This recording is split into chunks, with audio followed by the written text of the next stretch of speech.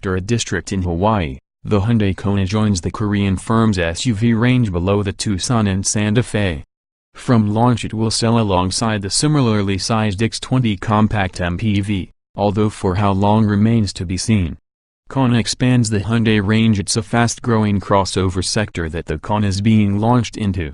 Sized to compete with Nissan's Juke and the Vauxhall Crossland X, along with the Peugeot 2008 and Renault Captur, there will be rivals from the Volkswagen Group as well as the AMG XS over the coming year. It's an important car for Hyundai, as it continues a number of new visual themes, introduced in the latest-generation i30 hatchback, albeit with a Citroën-inspired vibe. It rides on a modified version of the i20 hatchback's platform and is shared with its closely related Kia Stonic cousin. Option of all-wheel drive and dual-clutch automatic. The Kona comes with a range of turbocharged engines, consisting of 1.0-liter and 1.6-liter petrols and a 1.6-liter diesel in 2 power outputs. Likely to be the cheapest is the 1.0-liter 120-horsepower petrol, while the most economical should be the lesser diesel engine with 115 horsepower. Meanwhile, the most powerful, the 177 horsepower 1.6-liter petrol, comes with all-wheel drive and a dual-clutch automatic gearbox as standard and is capable of accelerating to 62 miles per hour in a brisk 7.9 seconds, compared with 12.0 seconds for the 1.0-liter. The 1.0-liter, on the other hand, comes with a 6-speed manual gearbox and front-wheel drive, as does the 115 horsepower diesel, while the 136 horsepower diesel will also be available in automatic, all-wheel drive form when the diesels arrive in mid-2018. An all-electric Kona is also expected to arrive in 2018. All engines have been tuned for low engine speed punch to make them easy to drive with palatable fuel economy. Expect just above 50 miles per gallon for the 1.0-liter petrol and just under 40 miles per gallon from the 1.6-liter. Figures for the diesels will be announced closer to them arriving in showrooms. Channeling its power to the road, the Kona will come with chunky alloy wheels up to 18 inches in diameter for a rugged look. Reasonably high ground clearance of 170 mm for the Kona means that you should be less likely to scrape the underside of this Hyundai when negotiating steep, bumpy driveways or heading down rugged campsite roads than with a conventional hatchback. Kona gets serious outside and in it looks good on the outside. The slim day-running lights DRLs are a new Hyundai feature, neatly house-incorporated turn signals and are positioned in a stack, separate to the full headlamps. At the back, you get a set of LED lamps, with the slim taillights being supplemented by separate clusters housing the brake lights, indicators and reversing lamps. It's a similar arrangement to that employed on the Kia Sportage. It's decluttered inside, with a split-level dashboard that leaves the display monitor appearing to float above it. It's a setup that debuted in the i10 and i30, and which simplifies the way the heating, ventilation and air conditioning controls work. Hyundai has been working hard to perfect the ergonomic experience of its mainstream cars. What personalization options are there? Like the Nissan Juke, the Hyundai Kona will allow you to personalize your car with bright paint colors, contrasting roof tones and zingy interior trim. Buyers can choose from a wide range of hues including lime green and bright orange to help make their car stand out. On the inside, colored stitching in similarly saturated accents on the steering wheel, around the gear lever and on the seat belts should help you to tailor the Kona to your tastes. What tech do you get in the Hyundai Kona? There's all the safety equipment you'd expect to find in an all-new family SUV. The Kona receives autonomous emergency braking called Forward Collision Avoidance Assist here with Pedestrian Detection Lane Keeping Assist LKA, High Beam Assist HBA, and Driver Attention Warning DAW.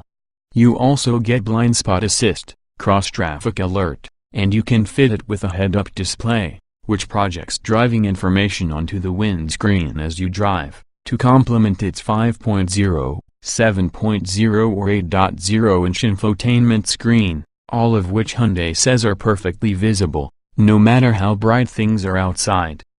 The 7.0-inch and 8.0-inch units also support Apple CarPlay and Android Auto. Finally, You can cut down interior clutter further with wireless smartphone charging, although that's an option just as well if your mobile doesn't support it. And audiophiles should appreciate the option of an 8-speaker Krell sound system for better music quality. Other luxury kit comes in the form of an optional heated steering wheel and electric front seat adjustment plus ventilated seats for greater comfort in hotter temperatures. How does the Hyundai Kona drive? We've driven a pre-production car at Hyundai's top-secret test track in Korea, and from the brief run we had, can confirm that for an SUV of this size, it's very good. So far, we've driven the 1.6-liter petrol in automatic form, which promises a fine combination of speed and economy. Both the engine and transmission are smooth, and there's little sign of the turbo lag at low rev some rival engines experience. Engine refinement is good but not class-leading, though it settles down well to the league all-limit cruise, ticking over at a long-leg 2,200 revolutions per minute at 70 miles per hour. The gearbox works well, and is smooth in its changes, but if you want to get more life out of it, you'll have to use the paddle shifters behind the steering wheel. It'll be interesting to see how many buyers do, though. The car we drove was in Korean spec, which means it's softer than a UK car. But despite that, there's plenty of grip and a comfortable ride. The steering is direct, weighty, and although not fizzing with feel, it's communicative enough to allow you to play in the bends with some confidence. Of the 3 driving modes, sports, normal and eco, the latter 2 don't appear to do too much, but put it in the former, and the transmission becomes a lot more responsive. The verdict: it's early days, but the signs are looking good for the Kona. It's a neatly designed car that looks great on the road, drives well, and should come packed with kit. It feels like it will be easy to live with in the long term. It's roomy inside, packed with thoughtful features, is kitted well, and is actually impressive to drive. Just how good is it? We'll know for sure when we test it more thoroughly, but it does look like it's going to give the established small SUVs a run for their money. Stay tuned for the full Hyundai Kona review when it goes on sale in the UK. It's fair to say the performance of the Ford Focus RS is mind-bending. It uses a 2.3-liter, 4-cylinder engine from the firm's iconic Mustang, but retuned to deliver 345 bhp and 440 Nm of torque, available between 2,000 revolutions per minute and 4,500 revolutions per minute, though the torque figure swells to 470 Nm while in the 18-second overboost function upon initial acceleration. In terms of raw data, that equates to a 0.62 miles per hour sprint in 4.7 seconds. With a top speed of 165 miles per hour. Nothing else at this price point can match these figures, and you'll pay a significant amount more to beat it. You'll need keys to the Mercedes-Benz A45 AMG or Audi's RS3 Sportback for that. Launch control for road-ripping takeoff to hit 62 miles per hour as fast as the Focus RS will go means using the launch control system, which can be found in the trip computer menus by using the controls on the steering wheel. It's best saved for off-road use really though, because it takes a little too long to engage for most traffic light Grand Prix situations. Once you've selected launch control, it's simply a case of standing on the accelerator and releasing the clutch quickly. Once you've built up turbo boost handily displayed on one of the 3 gauges sat above the sat-nav screen.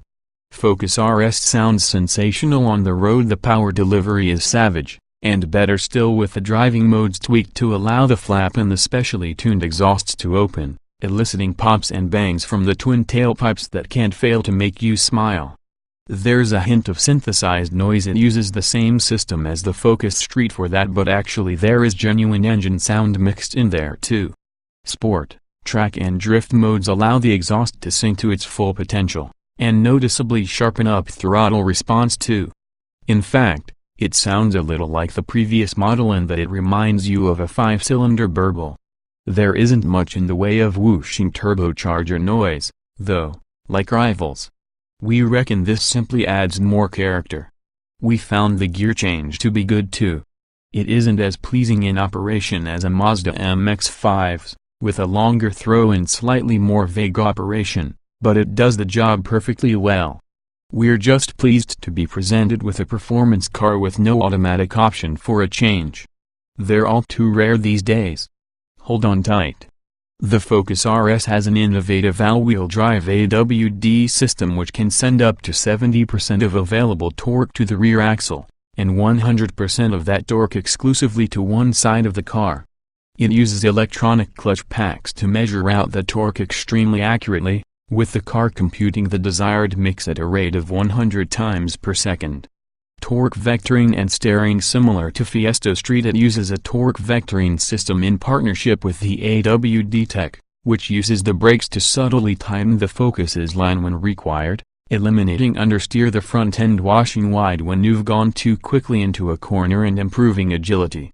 There's a fixed rated steering system installed as well, which offers predictable and feelsome steering unrivaled in the sector. The torque vectoring and steering are similar systems to those found on the brilliant Fiesta Street, but seems all the more impressive here thanks to everything else at work. Ford spent 2 years getting these features working together, and believe us, it shows. Driving modes for road and track. What does this mean? It means that while in its normal driving mode the RS is astonishingly grippy but relatively safe and benign, it's possible to flip to a tail-up drift king at the push of a button. In fact, you've got 3 handling modes to pick from if normal doesn't do it for you, but 2 are strictly for off-road use only, on a racetrack, in other words. The most entertaining setup for the road is Sport, which switches the AWD system to a more entertaining configuration and adds to the steering weighting. If you're out on a track day and want to go fast, the track is the setting for you. This stiffens up the dampers by a huge 40%, making them quite probably unsuitable for UK roads anyway, because make no mistake, this is a firm car at the best of times. It'll be interesting to see how it fares back here in Britain. The Focus RS and its drift mode. Finally, there's the industry-first drift mode. Inspired by YouTube sensation Ken Block, this allows you to indulge in this sort of tail-out antics usually only achievable on a rear-wheel drive performance car. It retains the traction control but backs it off into a wide slip mode, allowing you to kick the rear end out and then maintain the slide thanks to fancy configuration of the AWD system. Doing so requires a different technique to a rear-driven car. You keep your foot planted on the floor when the slide starts rather than backing off to balance the skid, but the end result is the same. You'll be laughing like a hyena and visiting the tire shop regularly. That's unless it's wet, in which case you're simply going to have an amazing amount of fun. Choice of terrific tires. And while we're on the subject of tires, there's a couple to choose from. They're both designed by Michelin specifically for the RS and measure 19 inches in diameter, but you've got the standard Michelin Pilot Super Sports or the ultra-sticky and ultra-expensive Pilot Sport Cup 2, which will sound familiar if you've ever looked closely at the specifications of high-spec Porsche sport cars like the 911 GT3 RS. These are only available with the optional forged alloy wheels and more suited to track driving than everyday use because they're far stickier but less able to deal with rain or snow. We'd steer clear of drift mode with these fitted, unless you're in the habit of setting fire to armfuls of cash. Brilliant brakes and impressive aerodynamics hidden behind each set of 19-inch alloys are a set of large Brembo brakes that perform very well indeed. They're designed for heavy track use but aren't too aggressive for the road either, striking a good balance between progressive application and outright stopping force. While the exterior styling perhaps isn't as garish as the previous 2 RS Focuses, it's worth noting that every single part is there for a reason. The front bumper design, rear roof spoiler and diffuser between the exhaust pipes all help this car feel amazingly stable at high speed because they're working together to make the Focus perfectly balanced at either end. Of course, with performance this good, there must be at least one drawback, and in this case it's a fast Ford trait: the turning circle is huge. You'll find yourself having to make 5-point turns when 3 will do in other cars, but it'll be worth it once you're moving again. Ford has spent a huge amount of money developing the Focus RS, but you'll notice very little when you're sat in the cabin. In fact, if it wasn't for the extra gauges and such, you wouldn't have any idea you're behind the wheel of something so special. The seats are a strong indication of performance potential, and they're very supportive indeed. There's some blue stitching on the steering wheel to remind you what you've paid for, but everything else carries over directly from the Focus Street. While that might seem like a shame, especially when looking at the cabin of the Audi RS3, it's worth remembering where Ford's priorities lie here. This car is about driving, and the crucial bits are exactly where they need to be, even on a regular Focus. We were particularly impressed with the layout of the pedals, which are wonderfully spaced should you want to use advanced driving techniques to match the engine's revs to your road speed when changing gear. In sport mode you'll get some neat bangs from the exhaust when you do so, and it's difficult not to like that. The first thing to note is this is unashamedly a sports-focused Focus. The low-profile tires and stiff suspension are going to make for bumpy progress in the UK, but most owners will put up with it for the sheer performance on offer here. Just keep those Tostage dampers out of their stiffer mode, because on most British roads that's likely to make the RS a real unruly animal. We loved the standard seats, though. They're beautifully finished and supportive, albeit sitting slightly higher up than we were expecting. Less comfortable and even higher on initial test were the optional Recaro racing seats, but alas, they've proven popular with those who have ordered the car so far. Clearly such customers have performance driving in mind. It isn't a quiet car either, even in normal mode, but this is a 345 bhp super hatch. They're supposed to be noisy. There's just one trim level and RS specification, but you also get the choice of a number of optional extras to further personalize your car, some of which have proven very popular with those who've pre-ordered their fast Focus. Standard Ford Focus RS equipment. Since this is a performance car, let's start with the driving kit. The 2.3-liter engine, 6-speed manual gearbox and all-wheel drive are standard, and performance can be optimized with a launch control system that allows the car to take off in the quickest possible manner. The suspension dampers have a dual-mode operation, switching between a stiffer, sportier setting and a more comfortable configuration. You get 4 preset drive modes: normal, sport, track or drift, and these are explained in the performance and handling sections.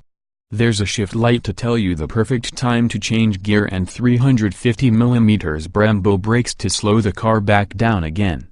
A set of 19-inch lightweight alloy wheels are included, as are special Michelin Pilot Super Sport tires developed for use with the RS. The front-end sports Bixenon head-cornering headlights which switch on automatically when the car senses dusk is approaching, along with a quick clear windscreen with automatic wipers and heated washer jets, while there's a pair of exhaust tailpipes at the rear. Inside the car there's a set of Recaro front seats with leather bolstering, dual-zone climate control, keyless entry, tire pressure monitoring and some extra gauges for various engine parameters such as turbocharger boost pressure, oil pressure and oil temperature. You also get Ford Sync 2 multimedia system, which features an 8-inch touchscreen, DAB radio, voice control and 9 Sony speakers. Optional Ford Focus RS accessories. Among the options proving popular with customers who pre-ordered their RS are the luxury pack folding door mirrors, rear parking sensors, cruise control and tinted rear windows, and Recaro shell front seats, which have more of a motorsport feel than the standard units. You can choose a set of black forged lightweight alloys also in 19-inch diameter, a set of high-performance Michelin Pilot Sports Cup 2 tires and some blue brake calipers. The Sync 2 system can be upgraded with SatNav, a reversing camera and a 10-speaker stereo, while automatic low-speed braking, automatic door edge protectors and an electric tilt and slide sunroof complete the extra kit you may order. Colors available include black, white and blue. Again, not a huge change here over the Focus. Street safety is improved by the AWD system, which means the RS has far more traction than a front-wheel drive car, so it'll be more capable in slippery conditions. Bixenon head-cornering headlights are included for free, which work incredibly well, and there's a low-speed automatic braking system available as an optional extra. Also available for extra cost is the luxury pack, which nets you further safety systems in the form of rear parking sensors, cruise control and rear privacy glass. In terms of practicality, on the Focus RS almost everything is the same as the Street, but actually because of the extra drivetrain features on the rear axle you lose the spare wheel well in favor of a tire inflation kit, so boot space drops to a maximum of 260 liters. This expands to 1,045 liters with the rear seats folded.